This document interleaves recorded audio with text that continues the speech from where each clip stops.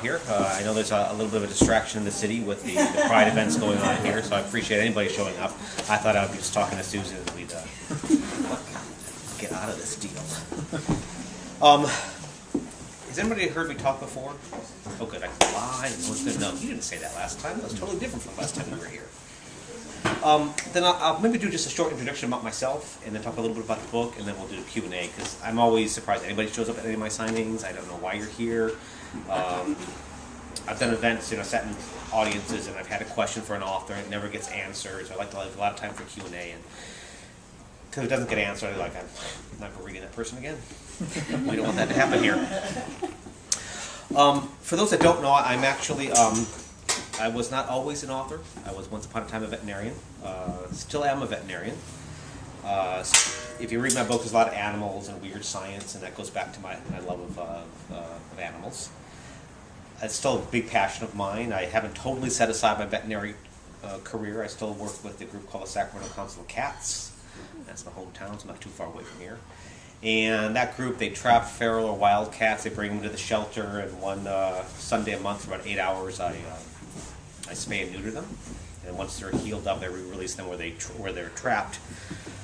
So it's a little bit of a hobby. So I'll keep my little toe in the pool, and basically just removing genitalia. That's the extent of my veterinary degree anymore. But my one claim to fame is I can still neuter a cat in 30 seconds. So just keep that in mind, gentlemen. And but I knew I wanted to be a veterinarian since 3rd grade. I mean, I had that one essay that. Or assignment that all 3rd grade teachers give their students at one time or another. What do you want to be when you grow up? And I knew I wanted to be a veterinarian. I sat there as my 3rd grade child in front of my desk at a point of moral dilemma. I wanted to fill out that essay as a veterinarian, just didn't know how to spell it. So I did the one thing all 3rd graders hate to do. I actually went and looked it up. So I determined from that age to be a veterinarian. But the other part of that story is I would jump forward into my entering year of veterinary school. The dean of the school steps in to introduce himself to the entering class, and he says, "Okay, everybody, take out your piece of paper. You're going to have your first pop quiz. It's a 1-question quiz. If you get it wrong, you're kicked out of vet school. Write down the word veterinarian." Some people got that wrong. Not me. I was determined from 3rd grade to get that correct.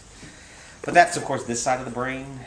The side that's very organized and thoughtful and likes animals and is kind. And then there's this side. It's not even vaguely like this side. And this is the side that I grew up with. This is the twisted little corner that weird things happen and weird stories are brewed.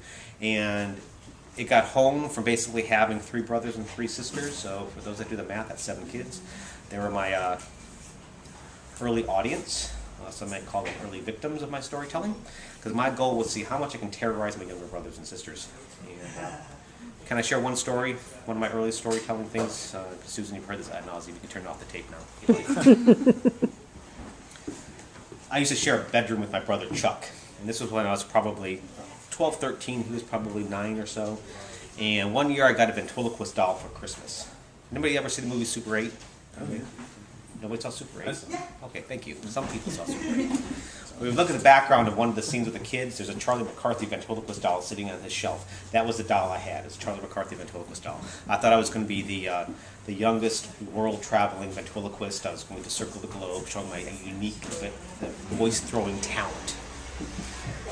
After about 5 minutes of trying to throw my voice, I realized I like to move my lips when I talk, that I'm not going to succeed as a ventriloquist. So one night I'm looking at the doll, I'm looking at Chuck, I'm looking at the doll, and then just sort of an idea. So I got my copy of Lord of the Rings, and I was a very avid little reader. And I flipped to the back, and there's Elvish script and runes, and I got a sheet of paper out, and I jot down all those Elvish script and runes, crumble up the sheet of paper, burn the edges a little bit, fold it up, stick it in the doll, pocket of the doll. Later on that evening, "Chuck, there's something sticking out of the pocket of that doll. Can you see what that is?" Yeah, all right. He opens it up, and it's just weird writing on this. He says, "Really? Let me see that." "Wow, this looks really old. I'd almost say ancient." "But Chuck, I think I recognize the script. I think I've seen this lettering before." "You have? Yeah, hang on a second. Let me do some research." So I pull out my Lord of the Rings and flip to the back and look, it's the same script. It is. Chuck, I think I can translate this. You can? Yeah, I think I can. Give me just a few seconds. So then I pretend to translate. Chuck, the first word's coming clear. Beware. Chuck, should I continue translating? Yeah, okay. Beware, after midnight, I rise and hunt for blood. Jim, do you think that could be real? Looks real, doesn't it? Yeah, all right, let's just fold that back up and stick it back in the pocket of the doll. Maybe it didn't know we read it. And then I just reinforce that, every night. Chuck is the doll in the closet. We want to make sure at midnight it's locked up, that it doesn't come and get us. And just, is the door shut all the way? Did you hear it click, close? Because it might push the door open if we're not careful. Just reinforce that for a couple weeks and the fun begins. Get up at 2 o'clock in the morning, take the doll out of the closet, put it under my brother's blankets, and then just wait for morning. It's